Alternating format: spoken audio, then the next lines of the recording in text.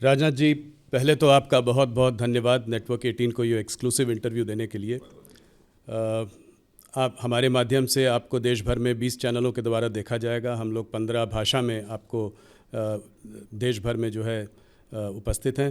मेरा पहला सवाल, आप मैनिफेस्टो कमेटी के चेयरमैन भी हैं, तो मैंने कहा पहला एक लार्जर क्वेश्चन से शुरू करते हैं। पिछले अगर मोदी सरकार की उपलब्धियां देखी जाए तो आप लोगों ने बहुत काम किए। आप लोगों ने आर्टिकल 370 को रिपील किया, CA लाए, 33% विमेन रिजर्वेशन भी आया, सबसे बड़ा इधर राम मंदिर की प्राण प्रतिष्ठा भी 22 जनवरी को हुई। तो ये सब तो पिछले आपकी उपलब्धियों के बारे में हो गया। अब के मैनिफेस्टो में सबसे बड़ी चीज़ें आप क्या लेकर आएंगे? वैसे इस बार के मैनिफेस्टो का जहाँ तक प्रश्न है, जब वो रिलीज़ होगा उस समय मैं समझता हूँ सारे देश को जानकारी हो जाएगी। अभी अंडर कंसिडरेशन है। अब सारी चीज़ें लगभग पूरी होने की हद तक पहुँच गई हैं और हमारा, मैं समझता हूँ कि आज के 7-8 दिन के बाद ही हम लोग अपना मैनिफेस्टो रिलीज़ करेंगे। मैनिफेस्टो का हम लोगों के लिए बहुत ही अधिक महत्व होता है जी, क्योंकि मैं मानता हूं कि मैनिफेस्टो में कोई भी पॉलिटिकल पार्टी हो जो जनता के साथ वादे करे, अक्षरशः उन वादों को पूरा करे। क्योंकि नेताओं और राजनीतिक पार्टियों के कृति और कथन, वर्ड्स और डीड, कहने और करने में अंतर होने के कारण ही भारत की राजनीति और भारत के नेताओं पर से पहले एक जनता का विश्वास कहीं ना कहीं कम हुआ है। यह विश्वास का संकट पैदा हुआ है। भारतीय जनता पार्टी हिंदुस्तान की एक अकेली राजनीतिक पार्टी है जिसने भारत की राजनीति में पैदा हुई इस विश्वास के संकट को चुनौती के रूप में स्वीकार किया है। आपने देखा होगा कि इसके पहले जो भी इलेक्शन मैनिफेस्टो में, चाहे 2014 में अथवा 2019 में, जो भी हम लोगों ने कहा उसका अक्षरशः पालन किया है। और इस बार भी मैं देश को आश्वस्त करना चाहता हूं आपके माध्यम से, राहुल जी, इस बार भी मैनिफेस्टो में हम जो कहेंगे अक्षरशः हम उसका पालन करेंगे। तो इस बार चर्चा में मैं शुरुआत करता हूं। पहले इस बार चर्चा में बहुत रहा है वन नेशन वन पोल, तो क्या ये मैनिफेस्टो में होगा? क्या 2029 में हमारा देश जो है वन नेशन वन पोल की ओर बढ़ रहा है? आपका पर्सनल मत भी मैं जानना चाहता हूं। मैनिफेस्टो व्यक्तिगत मत यदि जानना चाहते हैं तो मेरा व्यक्तिगत मत यह है कि यह होना चाहिए, वन नेशन वन पोल होना चाहिए। स्वाभाविक है, इससे खर्च भी कम होगा जी, समय की बचत होगी, स्वाभाविक रूप से। और मैं समझता हूं कि इस प्रकार के विचार पहले भी बहुत सारे स्कॉलर्स के द्वारा जो है समय समय पर व्यक्त किए गए हैं। सवाल ये उस दिशा में एक प्रयास है जी। टाइमलाइन क्या है? 2029 में हो पाएगा? हम लोग सुन रहे थे कि शायद जो है जो चुनाव जो है 2027-28 के बाद होंगे वो उनको एक्सटेंशन मिल जाएगा। उसके पहले वाले जो हैं वो दोबारा होंगे, पर फिर से दोबारा 2029 में सब साथ होगा। देखिए, समय के बारे में तो मैं नहीं कहना चाहूँगा, लेकिन व्यक्तिगत यदि मेरी इच्छा यदि आप पूछें तो मैं चाहूँगा कि जल्द से जल्द, जब भी हमारी तैयारी पूरी हो जाती है, हमें वन नेशन वन इलेक्शन का यह सिलसिला प्रारंभ करना चाहिए। और जहाँ तक आपने मैनिफेस्टो की बात पूछी, तो इलेक्शन मैनिफेस्टो में क्या आएगा क्या नहीं आएगा इसके बारे में इस समय नहीं बतला पाऊँगा, क्योंकि एक सामान्यतः ये परंपरा रही है कि इलेक्शन मैनिफेस्टो जब तैयार हो रहा होता है तो उसमें क्या क्या मुद्दे हैं इसको हम पब्लिक नहीं करते हैं। जी जी। जब उसकी वो रिलीज़ होता है मैनिफेस्टो, उस समय देश को जानकारी होती है इसकी। यूनिफॉर्म सिविल कोड के बारे में तो आप बहुत पहले से कह रहे हैं, आप लोगों ने इस बार उत्तराखंड में उसको लागू भी किया है। तो क्या कहते, अगले थर्ड टर्म में अगर मोदी जी का थर्ड टर्म आता है तो क्या यूनिफॉर्म सिविल कोड को नेशनल रोल आउट करेंगे? नेशनली आप लोग रोल आउट करेंगे? अब क्या करेंगे, इलेक्शन मैनिफेस्टो आने दीजिए, मैंने पहले ही कहा जी। मैं कोई नहीं, मैं आपसे मैनिफेस्टो से हटकर आपका नहीं, हमारा कमिटमेंट है, हम चाहते हैं जी कि यूनिफॉर्म सिविल कोड लागू होना चाहिए, पहले से हमारी मान्यता यही है। तो इसका मतलब जैसे कि ऑपोजिशन वाले कहते हैं, लेकिन बहुत सारे जो है विरोध पक्ष के लोग अनावश्यक इसको एक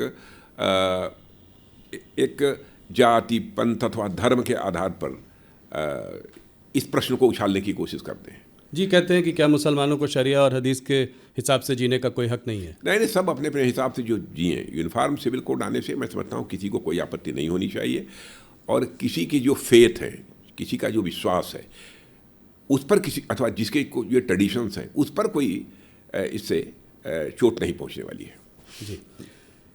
CAA पहली बार आप जब होम मिनिस्टर थे तब आया था, पारित भी हो गया था, उसके बाद फिर वापस जो है दोबारा आप लोग लाए, और इस बार जब CAA की बात कर रहे हैं, जब रूल्स नोटिफाई हुए हैं, तो पहली बार बहुत इसका देश वेश में काफ़ी खिलाफ लोग इसके प्रदर्शन भी हुए थे। इस बार इतना कुछ हुआ नहीं, तो क्या आपको लगता है लोगों की अब ये समझ में आ रहा है ये इसको आप लोग अब आगे बढ़ा पाएंगे? देखिए, मैं समझता हूँ कि सबसे बड़ा संकट यदि विपक्ष के पास है तो सबसे बड़ा संकट है उनके पास मुद्दों का अकाल है जी। और उनके पास ऐसे एजेंडा आइटम्स नहीं हैं ताकि जनता को विश्वास दिला सकें, भरोसा दिला सकें कि हमारी सरकार बनेगी तो हम ये करेंगे। और उन सारी राजनीतिक पार्टियों को लेकर आम जनता में एक विश्वास का संकट भी है, लोग उनकी बातों पर भरोसा भी नहीं करते। अब इसको लेकर तरह तरह की गलतफहमी पैदा करने की कोशिश जो है विपक्ष के द्वारा की गई है, लेकिन मैं विश्वास के साथ कह सकता हूँ कि इस सिटीजनशिप अमेंडमेंट एक्ट के कारण किसी की नागरिकता समाप्त नहीं होने जा रही है। कल ममता बनर्जी ने कहा है कि लोग वोट नहीं दे पाएंगे जब ये हो जाएगा, तो और उसके पीछे डीएमके ने भी कहा है कि इसको हम होने नहीं देंगे। हेल्दी डेमोक्रेसी में इस तरीके से जनता को गुमराह नहीं किया जाना चाहिए। और मैं समझता हूँ ममता जी को भी जानकारी होगी इस सच्चाई की कि इस नागरिकता कानून यानी सिटीजनशिप अमेंडमेंट एक्ट के कारण किसी की नागरिकता जाने वाली नहीं है। जी। अगर क्रोनोलॉजिकली देखें तो सीएए के बाद नेशनल रजिस्टर ऑफ सिटीजन्स भी आना चाहिए, एनआरसी आना चाहिए, इसके बारे में क्या बुरा है? जो भारत के नागरिक हैं, यदि उनका रजिस्टर तैयार होता है, इसमें किसी को क्यों आपत्ति होनी चाहिए? और एक गलतफहमी राहुल जी और पैदा करने की कोशिश की जा रही है कि दुनिया किसी देश का यदि कोई मुसलमान यदि मान लीजिए सिटीजनशिप लेना चाहता है किन्हीं विशेष परिस्थितियों में जी, तो उसको सिटीजनशिप नहीं मिलेगी। मैंने पहले ही कहा कि हम लोग जाति, पंथ और मजहब के आधार पर भेदभाव की राजनीति करने वाले लोग नहीं हैं। कोई यदि ऐसी विशेष परिस्थितियां होती हैं और कोई यदि भारत की नागरिकता लेना चाहता है तो उस पर भी हमारी सरकार विचार कर सकती है। और मैंने स्वयं जिस समय ये बिल तैयार हो रहा था उस समय भी हमने नागरिकता दी है अदनान स्वामी को। जी, पाकिस्तान के सीएए में मुसलमान नहीं है। सीएए के अंतर्गत मुसलमानों को नागरिकता नहीं दी जाएगी। सीएए के उसके अंदर मुसलमान तो है नहीं, देखिए परिस्थितियों पर निर्भर करता है। जी, तो एनआरसी आप कह रहे हैं कि आएगा अगले, उसको भी आप लोग लेकर आएंगे अगले टर्म में। आप उसमें आप कह रहे हैं कि उसमें क्या वैसे एनआरसी से किसी को भय नहीं लगना चाहिए जी। अनावश्यक किसको लेकर हुआ खड़ा किया जा रहा है, लोगों के अंदर भय पैदा करने की कोशिश की जा रही है। और मैं समझता हूँ विपक्ष को इन सब सारी चीज़ों से, अफवाहों से बचना चाहिए। विपक्ष को भी यदि राजनीति करनी चाहिए तो तथ्यों के आधार पर, अनावश्यक जनता की आंखों में धूल झोंक कर राजनीति नहीं करनी चाहिए।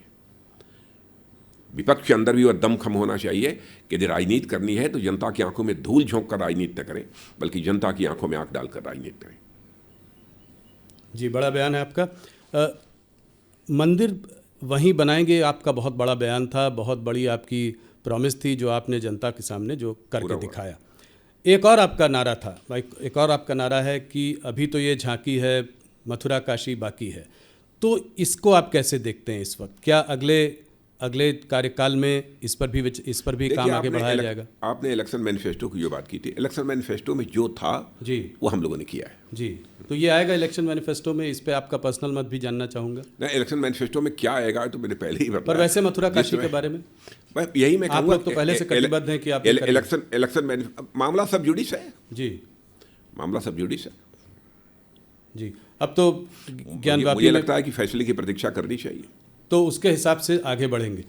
एक चीज़ राजनाथ जी और कि काशी और मथुरा अपनी जगह पे है, पर ये सिलसिला कब तक चलेगा? कितने जगहों पे हम मंदिर बनाएंगे? क्या ये यहाँ पर ख़त्म होना चाहिए कोई एक जगह पे कि ये आगे बढ़ता चला जाएगा, इसमें हम ऐसे करते चले जाएंगे? मोहन भागवत जी ने भी कहा है कि काशी और मथुरा के बाद हिंदुओं को भी इस बात पर विचार करना चाहिए कि आगे कैसे देखना है, क्योंकि एक सेक्युलर कंट्री में हमको सब साथ में रहना है। तो इसका आपका अपना मत क्या है? नहीं, भारत पंथ निरपेक्ष देश है, इसमें कहीं कोई संदेह नहीं है, इस पर किसी को कोई आपत्ति नहीं होनी चाहिए। लेकिन मैं काशी मथुरा के बारे में इसलिए मैं कुछ नहीं बोलना चाहूँगा क्योंकि मामला इस समय सब जुडिस है, अदालत में विचाराधीन है। मैं समझता हूँ अदालत के फैसले की हमको प्रतीक्षा करनी चाहिए। जो अदालत का फैसला होगा वह करेंगे, जैसा राम मंदिर के। कोई संकोच नहीं है, अदालत का फैसला होगा करेंगे जी। और आप भी हमारी बात से सहमत होंगे, कम से कम अदालत के फैसले को चाहे कोई भी सरकार हो उसे स्वीकार तो करना चाहिए। बिल्कुल, हाँ, करेंगे जी। चुनाव गर्म है, थोड़ा चुनाव पे बात करते हैं। 370 बहुत ही बोल्ड टारगेट, 303 से 370 करीब 20-25% की का बढ़ोतरी, इसको आप कैसे देखते, कहाँ से सीटें आएंगी ये? मैं पूरी तरह से कॉन्फिडेंट हूँ कि 370 का भारतीय जनता पार्टी की सीटों के संबंध में कह रहा हूँ, जो 370 सीटों पर भारतीय जनता पार्टी को विजय प्राप्त होगी, इसके संबंध में कहीं पर कोई शंका नहीं है। हम पूरी तरह से आश्वस्त हैं और एनडीए को 400 पार। नहीं, ये तो बहुत बड़ा नंबर है। क्या और ये ये इस आधार पर कह रहे हैं जी कि जनता का जिस तरीके से विश्वास हम लोगों को प्राप्त हो रहा है, भारतीय जनता पार्टी एनडीए और हमारे प्रधानमंत्री मोदी जी को जी जिस तरीके से प्राप्त हुआ है, उस आधार पर हम लोग पूरी तरह से आश्वस्त हैं कि भारतीय जनता पार्टी को 370 सीटों पर विजय मिलेगी और एनडीए को का नंबर 400 से पार जाएगा।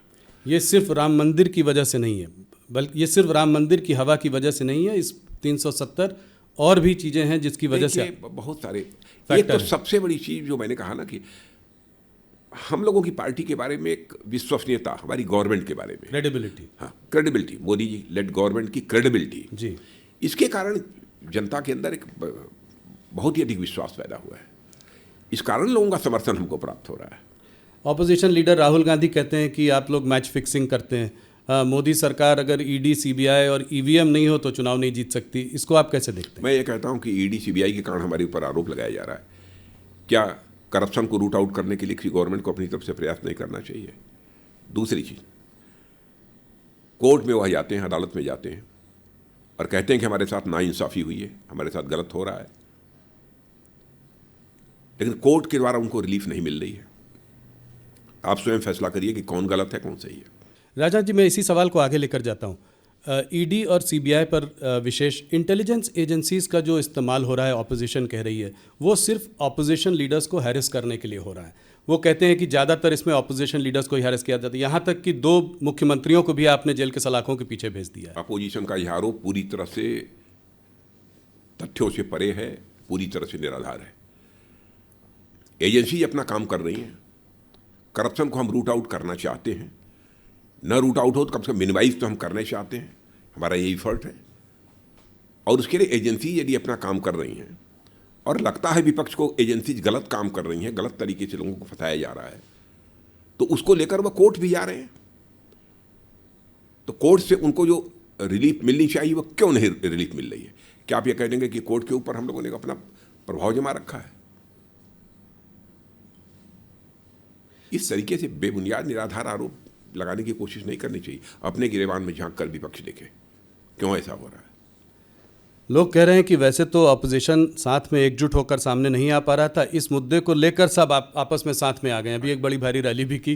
क्या रैली हुई? तो ये भारत जोड़ो जो है, ये अपोजिशन जोड़ो या आपने करवा दिया है? नहीं, वो भी तो नहीं जुड़ रहे हैं। अभी भी आपको लगता है कि नहीं जुड़ पा रहे हैं?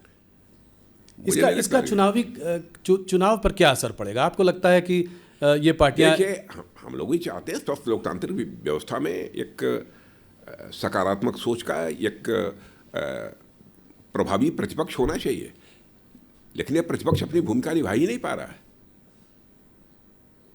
जो प्रभावी भूमिका इनकी होनी चाहिए उसे नहीं कर पा रहे हैं। इसके लिए वे जिम्मेदार हैं। इसके लिए रिस्पॉन्सिबिलिटी हमारे ऊपर नहीं फिक्स की जानी चाहिए। ये मुख्यमंत्रियों की अरेस्ट को लेकर, केजरीवाल जी की अरेस्ट को लेकर यूनाइटेड नेशंस ने भी कहा है कि देश में चुनाव फ्री और फेयर होने चाहिए। हमारे देश में चुनाव फ्री और फेयर, इस पर आपकी क्या? नहीं, यूनाइटेड नेशन कौन होता है हमारे बारे में कहने वाला फ्री एंड फेयर होने चाहिए? क्या इसके पहले फ्री एंड फेयर इलेक्शंस नहीं हुए थे? 2019 में नहीं हुए थे? 2014 में नहीं हुए थे? मैं तो कहता हूँ उसके पहले भी फ्री एंड फेयर इलेक्शन हुए थे। ये कहाँ से बात आ गई? अच्छा, मान लिया कि एजेंसी ने गलत गिरफ्तार किया, चीफ मिनिस्टर को, डिप्टी चीफ मिनिस्टर, किसी को गिरफ्तार किया, तो कोर्ट के द्वारा राहत क्यों नहीं मिल पा रही है? कोर्ट के द्वारा उनको क्यों नहीं जमानत होती है? कोर्ट के द्वारा क्यों नहीं रिहा कर दिए जाते हैं? जी, काफ़ी सारे नेता जो हैं काफ़ी समय से जेल के पीछे हैं, मगर संजय सिंह को अभी जो है, मैं राहुल जी 6 महीने के बाद, राहुल जी आप ये बतलाइए जी हम लोगों को क्या करना चाहिए जेल में? क्या करें इसके लिए? हमारी सरकार को क्या करना चाहिए? जो भी उनके ऊपर आरोप लगे हैं, हम कहने के सारे आरोप बेबुनियाद हैं, निराधार हैं। हम एजेंसीज के ऊपर प्रेशर बिल्डअप करें? क्या करना चाहिए हमको? वो कह रहे हैं कि टाइमिंग कुछ इलेक्शन के पहले ज़्यादा जो है कार्यवाही हो रही है ऑपोजिशन लीडर्स के इतनी जल्दी क्या थी, थोड़े दिन इलेक्शन तक रुक देखिए, सकते आपको थे। जानकारी होगी, दिल्ली के मामले में लगभग वर्षों पहले से इसकी जांच चल रही है जी, और उसके परिणाम स्वरूप यह सब सारी चीज़ें हो रही हैं।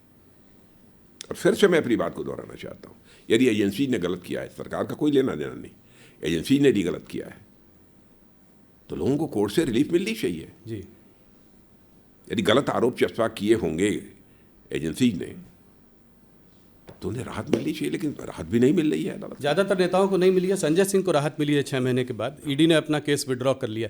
क्या लगता है आपको इससे कुछ ऑपोजिशन को बूस्ट मिलेगा, सब एकजुट होकर फिर हल्ला करेंगे? हमारे पास इतना समय नहीं है कि हम इन सब चीज़ों का आकलन करेंगे, कितना उनको इसको बूस्ट मिलेगा, कितनी ताकत मिलेगी।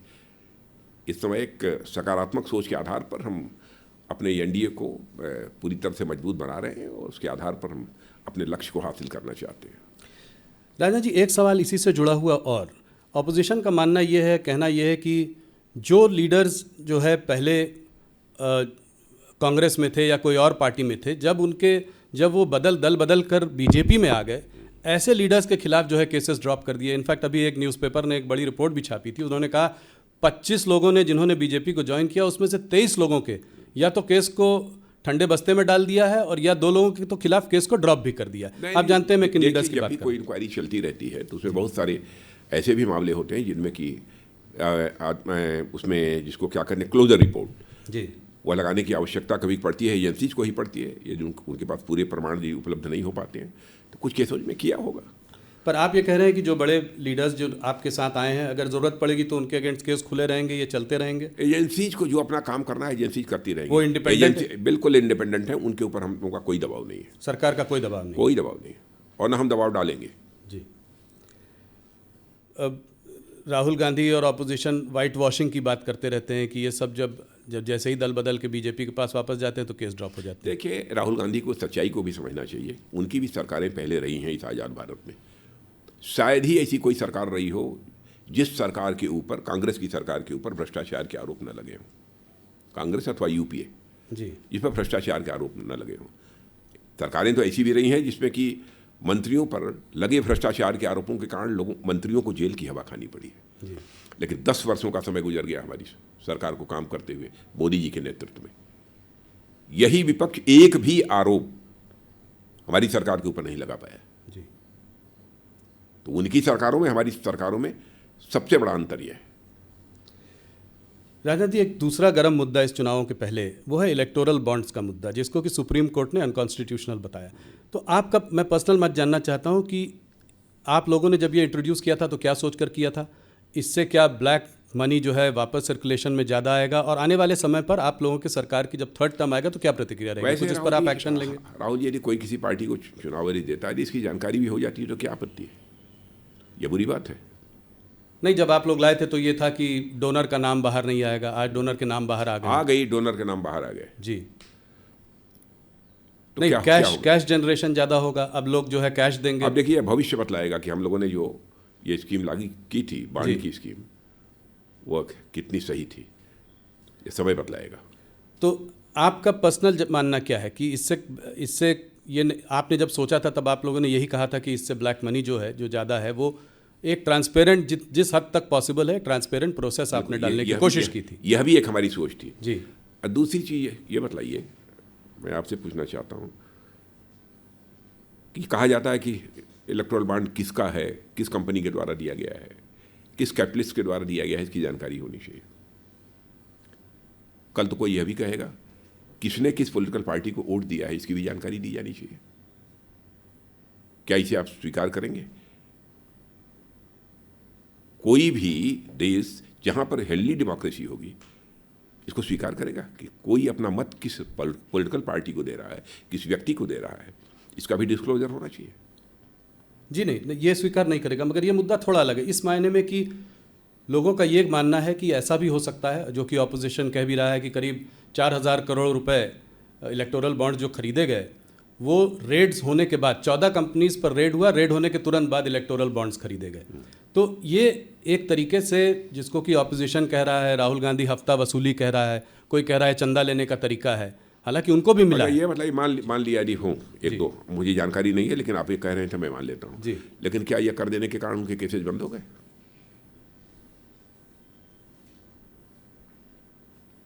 इस सवाल का भी जवाब देना चाहिए विपक्ष को। तो आप कह रहे हैं कि वो केसेस चलते रहेंगे, उसका कनेक्शन नहीं है? हाँ, बहुत सारे ऐसे मामले होते जिनके ऊपर चार्जेज रहते हैं जी, तरह तरह के चार्जेस रहते हैं, बहुत सारी कंपनीज हैं, लेकिन चुनाव के दौरान वो डोनेट करती हैं। तो जो डोनेट पहले भी किया है जी, जो डोनेट कर रहे हैं अगर उनके अगेंस्ट केसेस हैं तो ऐसा नहीं है कि वो ड्रॉप होंगे। वो कोई सवाल ही नहीं। हाँ, वो चलते, एजेंसी अपना जो काम है काम करती रहेंगी। पर कनेक्शन है इस पर कि कनेक्शन है कि रेड्स होती हैं, उसके बाद चंदा आता है, उसके बाद इलेक्टोरल बॉन्ड आते हैं, जिसको ऑपोजिशन चंदा बोलते हैं। इस दृष्टि से उसे नहीं देखा जाना चाहिए, इसका उससे कोई कनेक्शन नहीं है जी।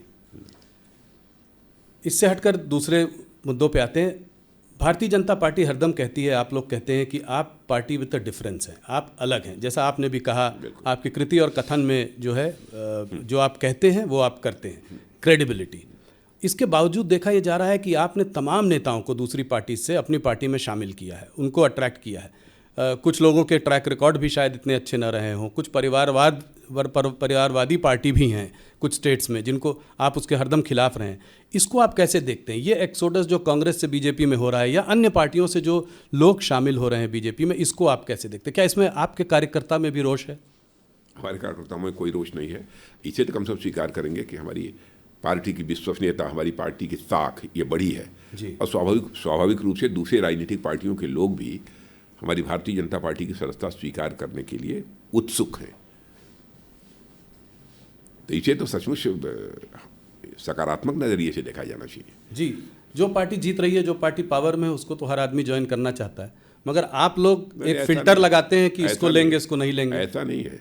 लंबे समय तक हम लोग विपक्ष में काम करते रहे और कांग्रेस लंबे समय तक सत्ता में थी इस देश में जी, लेकिन हम लोगों ने तो नहीं कांग्रेस ज्वाइन किया।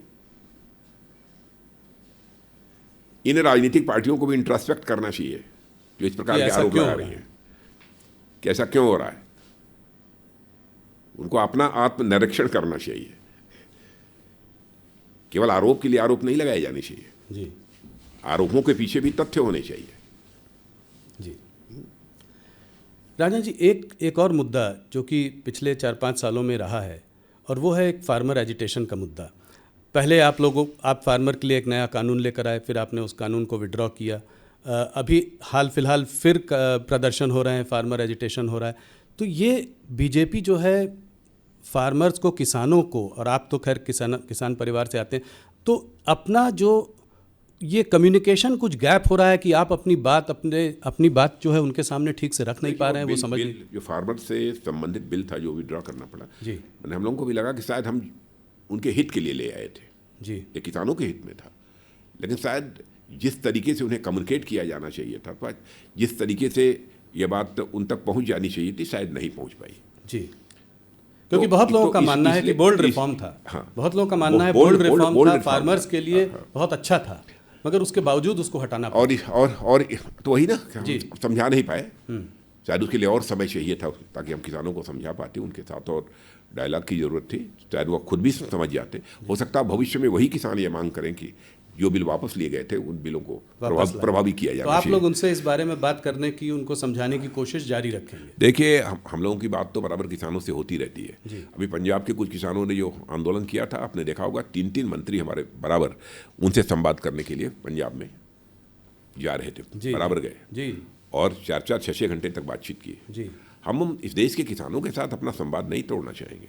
तो आपके लिए क्या मैसेज है? किसानों का हित हमारे लिए सर्वोपरि है जी। आपसे सुनना चाहूँगा कि आप क्या कहना चाहते हैं देश के किसानों को? नहीं, देश के किसानों को मैं यही कहना चाहता हूँ कि देश के किसानों की आमदनी बढ़े जी, उनको उनकी फसल की उचित कीमत मिले जी, ये हमारी सरकार की सोच है। फार्मर इनकम को डबल करने की जो बात करते थे वो वैसे ही चालू है। बिल्कुल, फार्मर्स इनकम को जो डबल करने का जो हम लोगों का संकल्प है वह काफ़ी हद तक पूरा हुआ है, आगे और पूरा होगा। राजनाथ जी, आप देखते होंगे प्रधानमंत्री किसान सम्मान निधि के अंतर्गत जी जी किसानों को असिस्ट करने के लिए, ताकि अपनी फसल यदि वह कुछ उगाना चाहते हैं अथवा कोई नई फसल डालते हैं तो उसमें बहुत सारी फर्टिलाइजर की ज़रूरत होती है, पानी की ज़रूरत होती है, कीटनाशक दवाओं की ज़रूरत होती है। कहीं ऐसा ना हो कि पैसे के अभाव में यह सब सारे काम वो न कर सकें जी, ये दवाएं, खाद यह सब न खरीद सके। इसलिए प्रधानमंत्री किसान सम्मान निधि के अंतर्गत 6,000 रुपया प्रतिवर्ष किसानों को हमारे प्रधानमंत्री जी मुहैया भी कराते हैं। जी, 370 का बोल्ड टारगेट है आपके सामने। इस बार आप लोगों को बड़ी उम्मीद है कि साउथ इंडिया से जो है वहाँ से आपके पास काफ़ी सीटें आएंगी। तो पिछली बार लगभग 130 सीटों में आपके पास कुछ 29 सीटें थी, उसमें से 25 कर्नाटका से आई थी, 4 तेलंगाना से। इस बार आप इसको कैसे बदलते देख रहे हैं? कहाँ से और सीटें आएंगी? नहीं, कर्नाटक का तो मान लीजिए 28 के 28 सीटों पर भारतीय 28 से 28। अभी कुछ ही महीनों पहले आप बुरी तरीके से चुनाव हारे हैं वहाँ पे विधानसभा में। मैं कह रहा हूँ विधानसभा के चुनाव, लोकसभा के चुनाव की बात छोड़िए जी, बहुत सारे ऐसे राज्य हैं जहाँ पर कि विधानसभा के चुनाव में कांग्रेस को कामयाबी हासिल हुई थी, लेकिन भारतीय जनता पार्टी ने पिछले चुनाव में वहाँ पर लोकसभा के चुनाव में स्वीप किया। कर्नाटका में आप 28 से 28 तो दे रहे हैं, मगर अंदर इंट्रा पार्टी आपकी काफ़ी लड़ाई झगड़ा मन मुटाव चल रहा है। उसके बावजूद आप कह रहे हैं कि सारी सीटें आप लेकर आएंगे। वहीं पर कोई लड़ाई झगड़े नहीं है, और इस बार तो जेडीएस के साथ समझौता भी है। हमारी ताकत पहले से भी कर्नाटक में बढ़ी है। तो 28 में 28। तमिलनाडु केरला, यहाँ पे अकाउंट खुलेगा आपका? अकाउंट ही नहीं खुलेगा, बल्कि अच्छे खासी संख्या में हम सीटों पर विजय भी प्राप्त करेंगे। कहाँ? तमिलनाडु में? तमिलनाडु में करेंगे इस बार। और रिजल्ट आने के बाद फिर राहुल जी मिलेंगे हम लोग। नहीं, जरूर मिलेंगे। पर कितनी सीटें देते हैं आप यहाँ पे तमिलनाडु में, खास करके कितनी सीटें? नंबर ऑफ सीट्स के बारे में तो मैं नहीं कहूँगा जी, लेकिन ठीक ठाक मिलेगी। जहाँ बिल्कुल हमको शून्य मिलती थी पहले, इस बार तमिलनाडु में हमको विजय प्राप्त होगी। क्योंकि एग्जैक्टली ये बताना कि इतने सीटों पर हमको विजय प्राप्त होगी। केरला में भी अकाउंट खुलेगा? हाँ, बिल्कुल खुलेगा। इस बार कोई ऐसी स्टेट नहीं होगी जी जहाँ पर कि हमारा अकाउंट न खुले, और अकाउंट खुलने की बात तो दूर, हम अच्छी खासी सीटों पर विजय भी प्राप्त कर सकते हैं। तो 130 में से बड़ी पिक्चर, अगर बिग पिक्चर देखें तो 130 में से आपको कितने सीटों की बढ़ोतरी दिख रही है साउथ से? देखिए, नंबर ऑफ सीट्स के बारे में तो मैं नहीं कहूँगा। अच्छी खासी सीटों पर विजय प्राप्त होगी, ताकि हम अपना टारगेट, हमारा जो 370 का है जी, उस 370 के टारगेट को हम अचीव कर सकें, और एनडीए के 400 पार का जो हमारा टारगेट है, हम उस टारगेट को अचीव कर सकें। चलिए नॉर्थ की ओर चलते हैं। पर जिससे पहले कि मैं स्टेट्स पर आऊँ, आप खुद लखनऊ से लड़ रहे हैं, जिससे पहले कि मैं स्टेट्स पर आऊँ उससे पहले एक मुद्दा और वो है अभी इधर हाल में मुख्तार अंसारी की मौत का मुद्दा। उनकी फैमिली कह रही है कि उनको जो है पॉइजन किया गया, उनको जहर देकर मार दिया गया। इस पर आपका क्या मत है? आप क्या कहना चाहेंगे? इस संबंध में मैं समझता हूँ मजिस्ट्रियल इंक्वायरी बैठी थी, उसकी रिपोर्ट आ जाएगी, स्थिति साफ हो जाएगी। पर आप क्या मानते हैं कि ऐसा हो सकता है? कदापि ये किसी भी सूरत में संभव नहीं हो सकता। पूरी तरह से बेबुनियाद निराधार आरोप है। हम लोगों ने एक चीज़ और देखी, इसके पहले अतीक अहमद और उसके भाई अशरफ माफिया डॉन्स थे ये लोग। इनको जो है सरेआम कैमरा के सामने कुछ 3 लोगों ने आकर मार दिया। ऑपोजिशन का कहना है कि ये सब चीज़ें ये दिखाती हैं कि ये स्टेट स्पॉन्सर्ड किलिंग्स हैं। ये सब तो गैंग्स आपस में लड़ते ही रहते हैं। आप तो वैसे भी देखते हैं जी, चले जाइए कहीं पर भी, सभी जगह 1, 2, 3 गैंग्स होते हैं। सबके इंटरेस्ट एक दूसरे से क्लैश करते रहते हैं और एक दूसरे से टकराते रहते हैं, एक दूसरे की हत्या करते रहते हैं। तो इसको आप स्टेट स्पॉन्सर्ड या कोई इनकाउंटर किलिंग वगैरह का कोई बढ़ावा नहीं मिल रहा है? नहीं, स्टेट स्पॉन्सर्ड तो हो ही नहीं सकता, इसकी कल्पना भी नहीं की जा सकती। जी, तो यूपी में इस तरह की चीज़ आप नहीं देख रहे हैं? आप देख रहे हैं कि वहाँ नहीं, इसका कोई चुनाव पे असर पड़ेगा? यूपी में कह सकता हूँ, यूपी के मुख्यमंत्री श्री योगी आदित्यनाथ जी बखूबी वहाँ की सरकार को चला रहे हैं, और उत्तर प्रदेश में जिस प्रकार की चुस्त दुरुस्त कानून व्यवस्था इस समय है, इसके पहले कभी नहीं रही है। और इन सब चीज़ों से चुनाव पर पोलराइजेशन वगैरह इसका कोई असर आएगा? पोलराइजेशन की पॉलिटिक्स हम लोग करते ही नहीं है। हम लोग तो इंसाफ और इंसानियत की राजनीति करते हैं। जस्टिस एंड ह्यूमैनिटी, ये हमारी राजनीति का आधार है। उत्तर प्रदेश की क्योंकि बात हो रही है तो वहाँ पे आपका जानना चाहूँगा, क्या आप 2014 का रिकॉर्ड तोड़ेंगे? 71 बीजेपी, 73 एनडीए। नहीं, इस बार 80 आउट ऑफ 80। 80 out of 80? और क्या? इसका मतलब अमेठी, रायबरेली, अमेठी में तो पहले ही हारे, रायबरेली, कन्नौज, आजमगढ़, मैनपुरी सब जगह जीतेंगे। अब देखिए, रायबरेली से कौन चुनाव लड़ता था अभी तक? हाँ, अभी तक सोनिया गांधी लड़ती थी। हाँ, तो सोनिया जी तो राज्यसभा में आ गई जी। क्यों आई? तो आप कह रहे हैं कि रायबरेली में अकलेमंदी इशारा काफ़ी होता है, मैं समझता हूँ। रॉबर्ट वाड्रा कह रहे हैं वो अमेठी से चुनाव लड़ेंगे। उन्होंने अपनी इच्छा व्यक्त की। जाए अमेठी लड़े, कोई भी लड़ेगा, भारतीय जनता पार्टी से शिकस्त उसको खानी पड़ेगी। तो रॉबर्ट वाड्रा क्योंकि वहाँ पर हमारी कैंडिडेट स्मृति ईरानी ने बहुत ही अच्छा काम किया है, और उनका परफॉर्मेंस अपने संसदीय क्षेत्र में भी अच्छा रहा है और हाउस में भी अच्छा रहा है, और एक मंत्री के रूप में भी बहुत ही अच्छा परफॉर्मेंस रहा है। पर आप लोग परिवारवाद की बात करते आए हैं, अब रॉबर्ट वाड्रा का भी आ जाना पॉलिटिक्स में, या कम से कम अपनी इच्छा उन्होंने व्यक्त की, इसको आप कैसे देखते हैं? क्या कहना चाहेंगे आप? नहीं, वो करना चाहते हैं, आना चाहते हो, आए, हम इस पर क्यों विचार करें? ये हमारे विचार का कहाँ तक विषय है?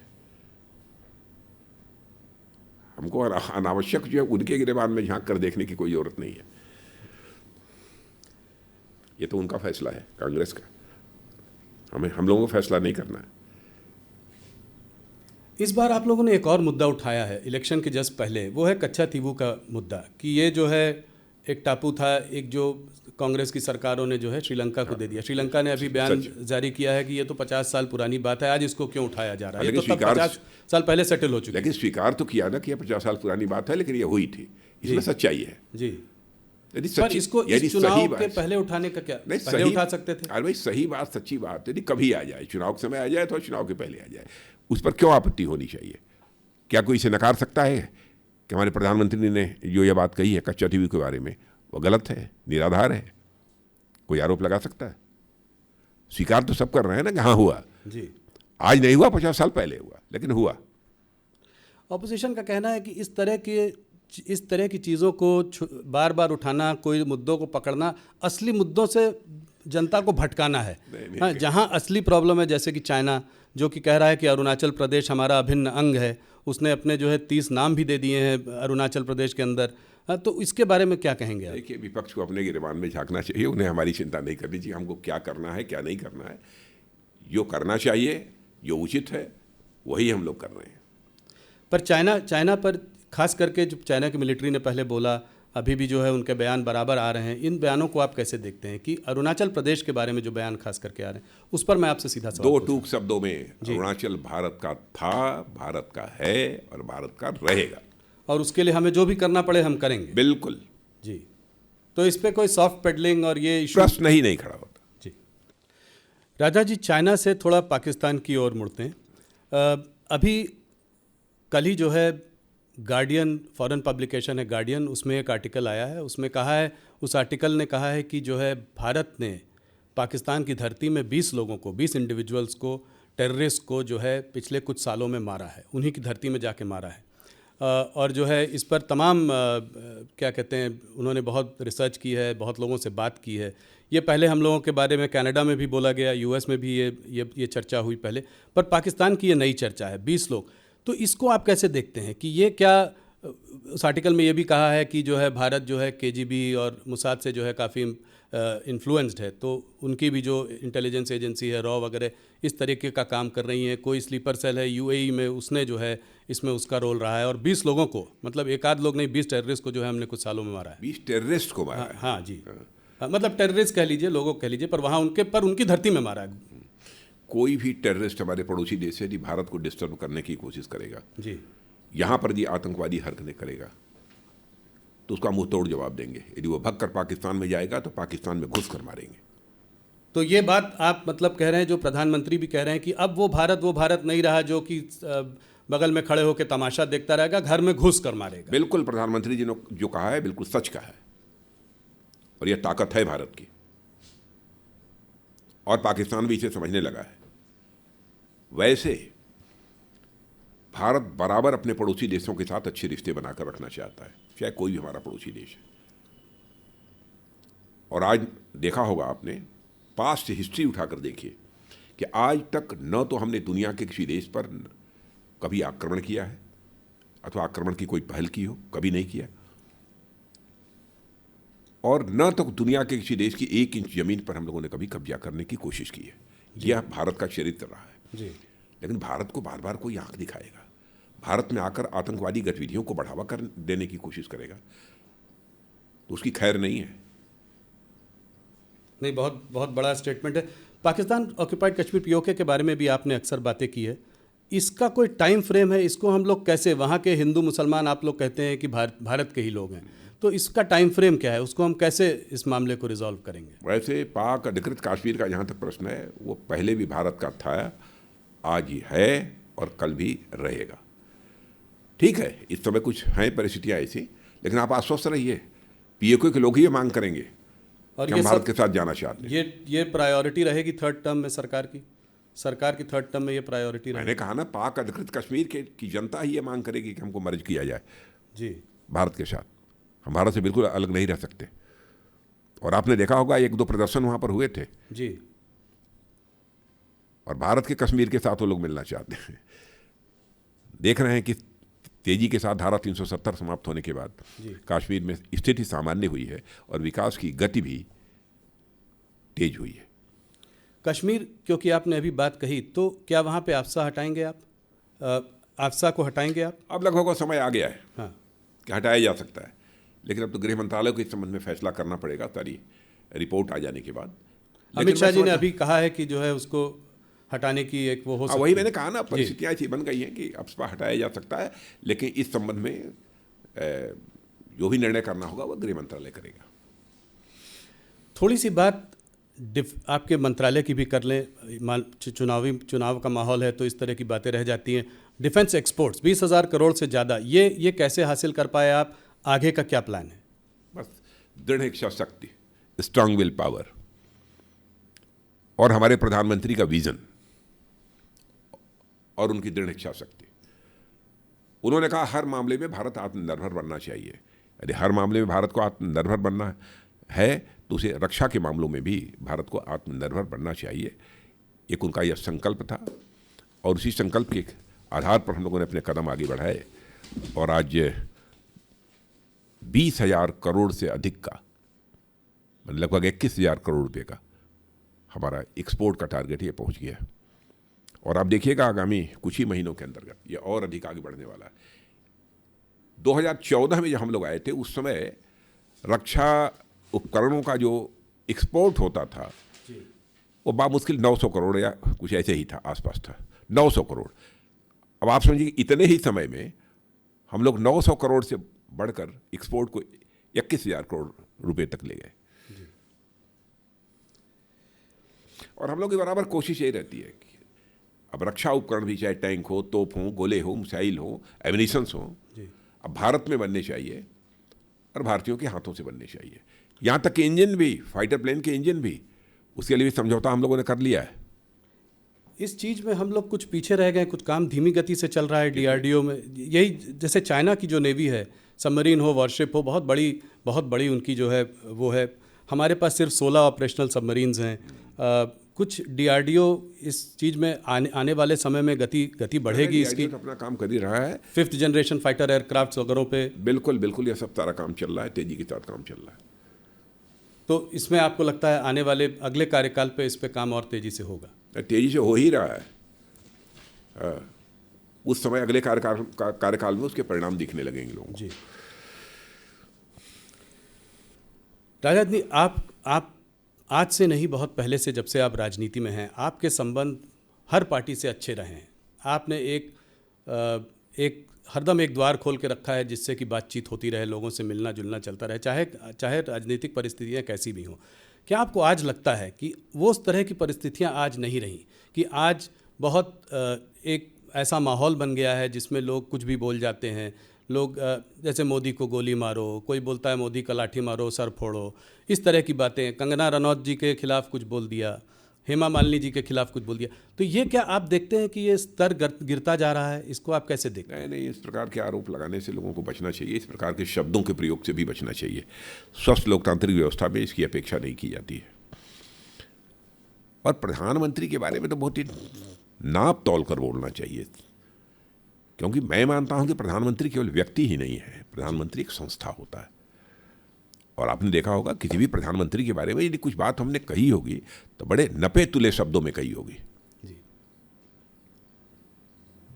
जी। लेकिन जिस तरीके से, जिस प्रकार के शब्दों का ये लोग प्रयोग कर रहे हैं, ये स्वस्थ लोकतांत्रिक व्यवस्था में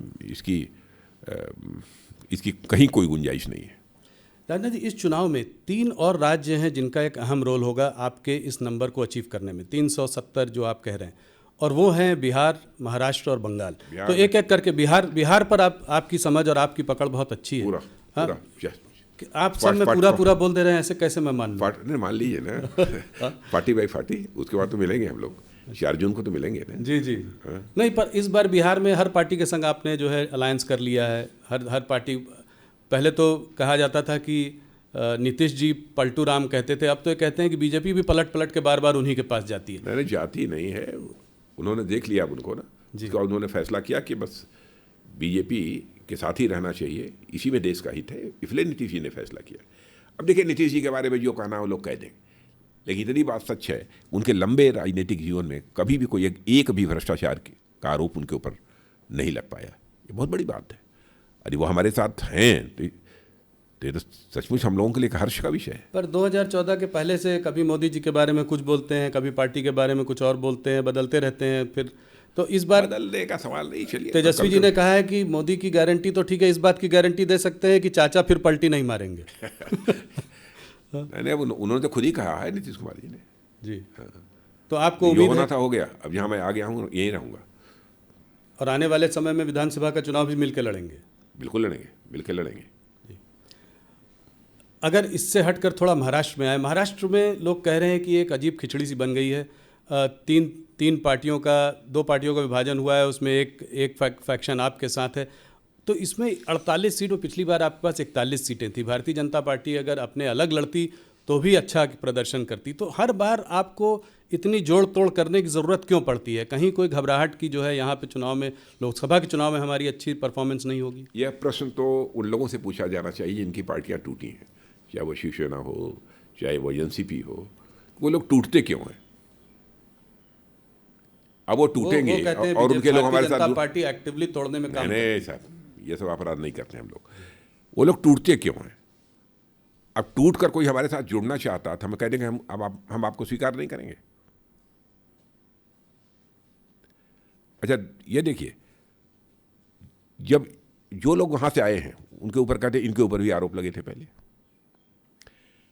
तो आरोप लगे थे पहले, आज लोग कहते हैं, लेकिन जब उनकी पॉलिटिकल पार्टी में थे तो यही लोग ये कहते थे कि यह सरकार ने जानबूझकर इन्हें फंसा रखा है जी, ये पूरी तरह से निर्दोष हैं। तो उस समय का स्टेटमेंट ये है। अब भाजपा में आ गए तो स्टेटमेंट बदल गया, क्या वे दोषी हैं? अब उनके यहां जब थे तो दोषी नहीं थे, निर्दोष थे। ईडी सीबीआई ने जो भी कार्रवाई की वो गलत की।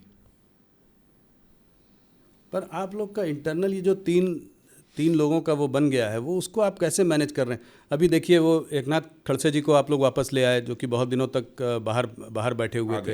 अब वापस, हाँ, अच्छा, चलिए, वो आ गए, आप ले आए वापस। उनको लाना पड़ा वापस, कह रहे हैं क्योंकि नॉर्थ महाराष्ट्र में थोड़ी सी सिचुएशन बीजेपी की थोड़ी ख़राब लग रही थी। पहली बार जब वो छोड़ कर गए तो फडणवीस जी से लड़ के गए थे। तो ये इतना सारा विरोधाभास कैसे संभालेंगे आप? मतलब देखिए, बहुत सारे ऐसे जागरूक नेता हैं जो मानते हैं कि 2047 तक हमारा भारत या विकसित भारत बनना चाहिए। जी, स्वाभाविक है, उनके मन के अंदर भी ललक होगी कि इसमें मैं भी कंट्रीब्यूट कर सकूं, इसमें मैं भी कुछ योगदान कर सकूं, इसलिए पार्टी के साथ जुड़ते हैं। आखिरी में बंगाल की बात करते हैं। बंगाल में आपको क्या लग रहा है? पिछली बार एक अच्छा प्रदर्शन था, 18 सीटें आई थी 40 में, 18 थी। उसके बाद आप विधानसभा का चुनाव हारे, जीत का माहौल बना हुआ था, मगर सिर्फ 77 सीटें ले आए। और इस बार क्या देख रहे हैं आप? आपको क्या लग रहा है? इतनी बात तो पक्की है कि पहले से अधिक सीटों पर विजय प्राप्त होगी। कितनी अधिक? अब कोशिश हमारी यह है कि 18 का 36 कर लें। दुगनी? हाँ, कोशिश तो यही है और विश्वास भी है जी, प्रयत्न भी है और विश्वास भी है। तो पहले आप, मुझे लगता है, नेता है जिन्होंने 36 का आंकड़ा दे दिया है, बहुत बड़ा आंकड़ा दिया है। हाँ, ये डबल करना ही चाहते हैं। अमित शाह जी भी 25 से कह रहे थे ऊपर आएगी। नहीं, उन्होंने कहा होगा, लेकिन मुझे लगता है कि टारगेट हम लोगों का तो 36 का है। वहाँ पे आपको क्यों लगता है कि इतनी बड़ी जीत का मतलब, इतनी जीत का मतलब लोगों में आक्रोश? किस बात का आक्रोश है? वेस्ट बंगाल में सरकार नाम की कोई चीज शेष नहीं बची है। आप किसको ये मत लाइए कि स्थायी सरकार, पहले कम्युनिस्ट पार्टी की भी सरकार वहाँ थी जी, वर्षों तक स्टेबल गवर्नमेंट, स्थायी सरकार वहाँ पर थी जी, फिर भी जिस तेजी के साथ पश्चिम बंगाल का विकास होना चाहिए था, वहाँ की बेरोजगारी का संकट, अन्य बहुत सारी समस्याएं, वहाँ के विकास का संकट, इस पर जो विजय प्राप्त करनी चाहिए थी वो सरकारें अस्थायी होने के बावजूद भी नहीं कर पाई। लोग इस सच्चाई को अब समझने लगे हैं कि सचमुच विकास यदि कोई राजनीतिक पार्टी कर सकती है तो भारतीय जनता पार्टी, कोई अलायंस यदि कर सकता है तो एनडीए कर सकता है। लोगों का यह विश्वास है और आज के प्रधानमंत्री मोदी जी ही कर सकते हैं, यह लोगों का विश्वास है। क्या संदेश खाली भी बड़ा फैक्टर है इसमें? संदेश खाली है बड़ा फैक्टर। लोग आहत हैं, मैं समझता हूँ संदेश खाली जैसी जिस प्रकार की दुर्भाग्यपूर्ण घटना घटित हो रही थी और बिल्कुल चुप्पी साधे हुए वहाँ की राज्य सरकार बैठी थी, और आपने देखा होगा कोर्ट में भी लताड़ा है जी राज्य सरकार को। जी। राजा जी, आपने हमारे बहुत सारे सवालों का जवाब दिया। एक आध मैं पर्सनल सवाल आपसे पूछना चाहता हूँ। मैं अक्सर आपसे मिलता हूँ, आपसे बात भी होती है। आपको क्या लगता है कि डेस्टिनी का कितना बड़ा रोल होता है किसी की भी ज़िंदगी में, किसी की भी लाइफ में? क्या आप उस पर विश्वास करते हैं? आप तो फिज़िक्स के स्टूडेंट रहे हैं। मैं तो विश्वास करता हूँ। मैं फिजिक्स का स्टूडेंट भले ही रहा हूँ, लेकिन मैं विश्वास करता हूँ डेस्टिनी का भी एक महत्व होता है, लेकिन व्यक्ति को प्रयत्न करते रहना चाहिए। और कभी असफलता यदि मिल जाती है तो उसको लेकर बेचैन नहीं होना चाहिए, व्याकुल नहीं होना चाहिए, प्रयत्न बराबर करते रहना चाहिए। आपका राजनीतिक सफ़र बहुत लंबा, जिसमें आपने बहुत सारे आपके अचीवमेंट्स भी हैं। आने वाले 5 सालों में राजनाथ सिंह क्या करना चाहेंगे? तो ये मुझे नहीं मालूम है। पर आप कुछ अपने आप तो करना, आपकी अपनी पर्सनल इच्छा क्या है कि आप किस रोल में देखना चाहेंगे? मैंने हमारी कोई पर्सनल इच्छा नहीं है, बहुत किया है। पार्टी और हमारे प्रधानमंत्री जो भी भूमिका निर्धारित करेंगे वो करेंगे। राजनाथ जी, आपने हमसे बात करी, बहुत अच्छा लगा। आज आपकी तबीयत भी थोड़ी नासाज थी, आपसे मुलाकात हुई, उसके बावजूद आपने हमको इतना लंबे समय इंटरव्यू दिया और हमारे सारे प्रश्नों का जवाब दिया। आपका बहुत बहुत धन्यवाद, और आपको इलेक्शंस के लिए बहुत शुभकामनाएं। बहुत बहुत धन्यवाद राहुल जी, बहुत बहुत धन्यवाद।